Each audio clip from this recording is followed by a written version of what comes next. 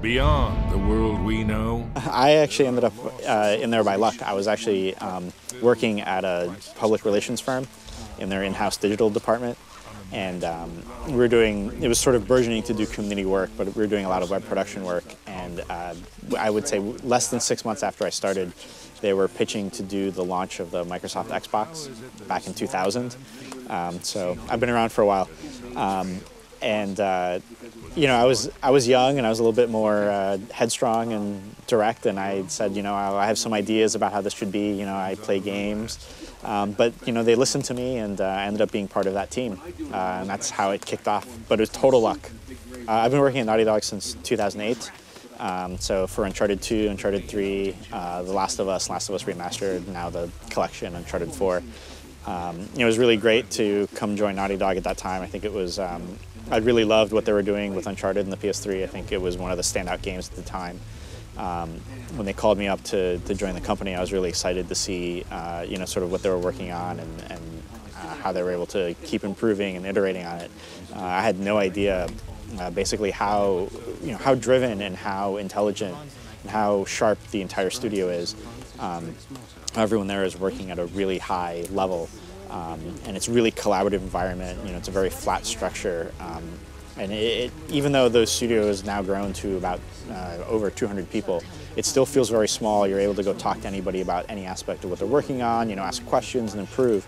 And it's this feeling of sort of, you know, still somehow working at a small studio that has really been probably a really great experience. The most obvious is that we're taking games that were running at 720/30 on the PS3. All the games now are running at 1080 because we have the ability with the PS4. You know, we set a development goal of trying to hit a consistent 60 frames per second for all of the games, so it's also about having a high frame rate. And it started with saying, okay, let's take the route of the remaster. Let's make sure that they're visual upgrades. But it wasn't just saying, okay, let's use better textures and better shaders. Our partner Bluepoint actually created a new environment lighting engine or model for the games, so that the lighting is improved and consistent between all three games.